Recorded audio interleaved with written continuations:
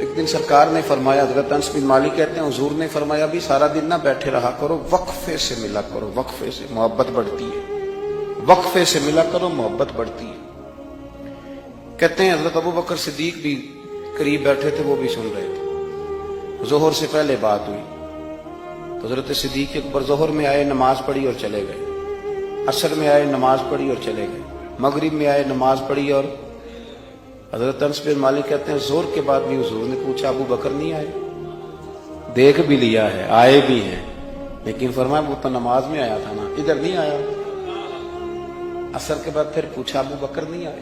آپ ذرا کبھی اس لذت کو محسوس تو کریں، ذرا دیکھیں تو صحیح ہے کیا ہو رہا۔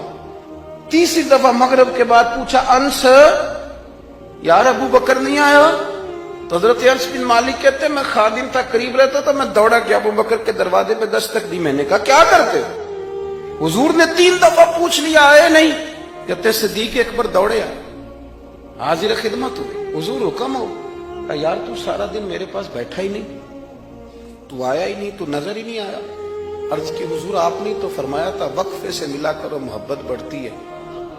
تو سنو یار، میں کیا اس کا ترجمہ کروں اس بات کا، میں کن لفظوں میں ان جملوں کو بیان کروں، کہاں سے لاؤں وہ کیفیات جو یہاں پوری اتریں۔ حضور آپ نے تو فرمایا تھا وقفے سے ملا کرو محبت بڑھتی ہے۔ تو محبوب کی آنکھوں میں آنسو چمک آئے، فرمایا ابو بکر کہا تھا پر تجھے تو نہیں نہ کہا تھا۔ اور یار کہا تھا کچھ لوگوں سے، تجھے تھوڑی کہا تھا تو نہ جایا کر، تو یہی رہا کر، تو رہا کر یار، تو رہتا ہے تو میرا دل لگا رہتا ہے۔ اور یار آپ سمجھے تو صحیح، آپ ذرا محسوس تو کریں، ایک باری میری آنکھیاں چوں اونا نے اتھرو پونجے سن، ہن مینوں چسکا پی گیا رونے دا، ہن مینوں چسکا پی گیا رونے دا، تے ہر ویلے آہو زاری دا۔ آپ ذرا اس لذت کو تو لیں۔ حضور نے فرمایا تو نہ جایا کر۔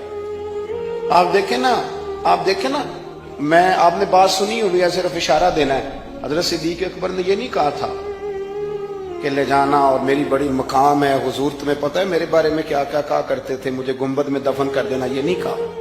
فرمایا لے جانا، دروازے پہ رکھ دے،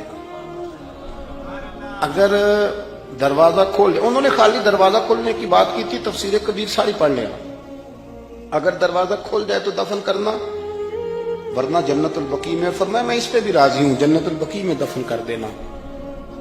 لیکن مولا علی کہتے ہیں ہم نے تو صرف رکھا تھا، اور ہم نے عرض کی حضور ابو بکر حاضر ہے۔ انہوں نے کہا تھا اگر دروازہ خود بخود کھل جائے تو رکھ دینا۔ کہتے ہیں انہوں نے تو صرف دروازے کی بات کی تھی، لیکن گنبد کا صرف دروازہ نہیں کھلا، اندر سے آواز بھی آئی، اندر سے آواز بھی آئی، لے او سجنا اساں توڑ نہیں پائی، لے سجنا اساں توڑ نہیں بھائی۔ اور درویش کہنے لگے پانی پرن سہیلیاں رنگا رنگ کڑے، اسی تے پریا اس دا جانیے جس دا توڑ چڑھے۔ آواز آئی دیر نہ کرو، حبیب کو حبیب کے ساتھ ملا دو، لاؤ قریب کرو۔ جتنا قریب رہے قربت بڑی، پیار بڑا، بات سمیٹنے لگاؤں، ادب بھی بڑا۔ اور پتہ کس طرح ادب کرتے تھے؟ حضور صلی اللہ علیہ وسلم تشریف لے گئے ایک کافی قبیلے کی صلح کرانے، فرمایا دیر سے آیا تو اثر پڑھا لینا۔ صحابہ کو پتا تھا کہ جب حضور نہیں ہوں گے تو جماعت کون کرائے گا۔ حضرت بلال نے اقامت پڑھی، صدیق اکبر نماز پڑھانے لگے، حضور تشریف لے آئے، لوگوں نے ہاتھ پہ ہاتھ مار کے حضرت صدیق کو بتایا کہ آ گئے ہیں حضور۔ اللہ کے محبوب کے لیے رستہ بن گیا، نماز کے بیچ میں رستہ بن رہا ہے، صفیں توڑ رہے ہیں صحابہ، حضور کو رستہ دے رہے ہیں، صفیں ٹوٹتی رہیں پر نماز کسی کی بھی نہیں ٹوٹی، صفیں ٹوٹتی رہیں نماز نہیں ٹوٹی۔ حضور پہلی صف میں پہنچ گئے تو جناب صدیق اکبر نے ایک قدم پیچھے ہٹایا۔ ہم نے سنا ساری زندگی یہی ہے کہ حکم آ جائے تو وہ ادب پر فوقیت رکھتا ہے۔ ایک قدم حضرت صدیق اکبر نے پیچھے ہٹایا تو حضور نے فرمایا ابو بکر نماز پڑھاؤ۔ انہوں نے ایک اور پیچھے ہٹایا، ابو بکر نماز پڑھاؤ۔ تیسری دفعہ نا حضور نے پھر حکم دیا تو وہ پچھلی صف میں آ گئے۔